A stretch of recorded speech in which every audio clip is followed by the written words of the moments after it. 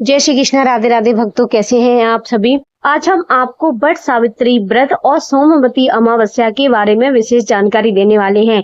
जैसा कि हम सभी जानते हैं, इस बार वट सावित्री व्रत और सोमवती अमावस्या का खास संयोग बन रहा है। वट सावित्री व्रत 26 मई को है और ज्येष्ठ मास में पड़ने वाले सारे व्रतों में वट सावित्री व्रत को प्रभावी माना जाता है, जिसमें सौभाग्यवती महिलाएं अपने पति की लंबी उम्र और सभी प्रकार की सुख समृद्धि की कामना करती हैं। वट सावित्री व्रत ज्येष्ठ मास के कृष्ण पक्ष की त्रयोदशी तिथि से अमावस्या तक उत्तर भारत में और ज्येष्ठ मास के शुक्ल पक्ष में इन्हीं तिथियों में वट सावित्री व्रत दक्षिण भारत में मनाया जाता है। वहीं वट सावित्री व्रत को उत्तर भारत के उत्तर प्रदेश, मध्य प्रदेश, पंजाब, दिल्ली और हरियाणा समेत कई जगह पर मनाया जाता है। ऐसी मान्यता है कि जितनी उम्र बरगद के पेड़ की होती है, सुहागनें भी बरगद के पेड़ की उम्र के बराबर अपनी पति की उम्र मांगती हैं। तो आइए जानते हैं कि इस बार वट सावित्री व्रत की तिथि क्या है। पंचांग के मुताबिक वट सावित्री व्रत ज्येष्ठ मास की अमावस्या तिथि पर रखा जाता है। इस साल ज्येष्ठ मास की अमावस्या तिथि की शुरुआत 26 मई 2025 को दिन में 12:11 पर हो रही है। इसका समापन अगले दिन यानी 27 मई 2025 को सुबह 8:31 पर होगी। ऐसे में 26 मई 2025 को वट सावित्री व्रत रखा जाएगा। तो इसके शुभ संयोग क्या हैं?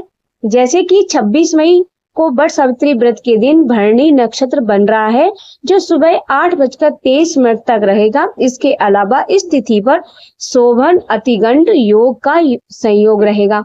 वट सावित्री व्रत के दिन अभिजीत मुहूर्त सुबह 11:54 से दोपहर 12:42 तक रहेगा और इसके साथ ही अभिजीत मुहूर्त में पूजन करना बेहद शुभ माना जाता है। 11:51 से 3 बजे तक सबसे शुभ मुहूर्त है। इस मुहूर्त में आप वट वृक्ष की पूजा कर सकते हैं। वैसे इस समय सोमवती अमावस्या का दुर्लभ संयोग बन रहा है, तो 27 मई को सूर्योदय कालीन अमावस्या होने से इस दिन अमावस्या स्नान दान किया जा सकेगा। इस दिन सोमवती अमावस्या रहेगी, लेकिन अब की बार 26 मई को सोमवार होने से ज्येष्ठ अमावस्या पर सौभाग्यदायक सोमवती अमावस्या का भी संयोग बनेगा। ऐसे में सुहाग की लंबी उम्र की कामना से जो सुहागन महिलाएं वट सावित्री का व्रत रखेंगी, उनको यमराज के साथ शिव जी की कृपा का भी लाभ मिलेगा। इस पर उत्तम संयोग यह भी है कि इस दिन चंद्रमा अपनी राशि वृषभ में संचार करेंगे। वट सावित्री पर बना यह संयोग भी व्रतियों के लिए उत्तम फलदायी माना जाएगा। शास्त्रों के अनुसार इस वृक्ष में सभी देवी देवताओं का वास होता है। इस वृक्ष की पूजा करने से अखंड सौभाग्य की प्राप्ति होती है। इस दिन जल से वट वृक्ष को सींचकर उसके तने के चारों ओर कच्चा धागा लपेटकर 3 बार परिक्रमा करें। इस दिन महिलाएं व्रत रखकर वट वृक्ष के पास जाकर धूप, दीप, नैवेद्य आदि से पूजा करती हैं। साथ ही रोली और अक्षत चढ़ाकर वट वृक्ष पर कलावा बांधती हैं और हाथ जोड़कर वट वृक्ष की परिक्रमा करती हैं, जिससे उनके पति के जीवन में आने वाली बाधाएं दूर होती हैं और लंबी उम्र की प्राप्ति होती है। इस व्रत में सत्यवान और सावित्री की कथा का श्रवण किया जाता है। तो आइए सुनते हैं वट सावित्री की कथा। तो राजश्री अश्वपति की एकमात्र संतान थी सावित्री।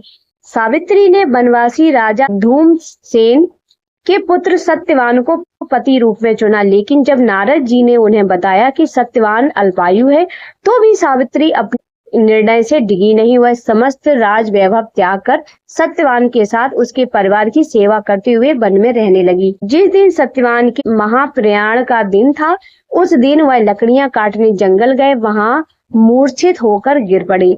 उसी समय यमराज सत्यवान के प्राण लेने आए। 3 दिन के उपवास में रह रही सावित्री उस घड़ी को जानती थी, अतः बिना विकल्प लिए उन्होंने यमराज से सत्यवान के प्राण न लेने की प्रार्थना की, लेकिन यमराज नहीं माने। तब सावित्री उनके पीछे पीछे जाने लगी। कई बार मना करने पर भी वह नहीं मानी, तो सावित्री साहस और त्याग से यमराज प्रसन्न हुए और कोई 3 वरदान मांगने को कहा।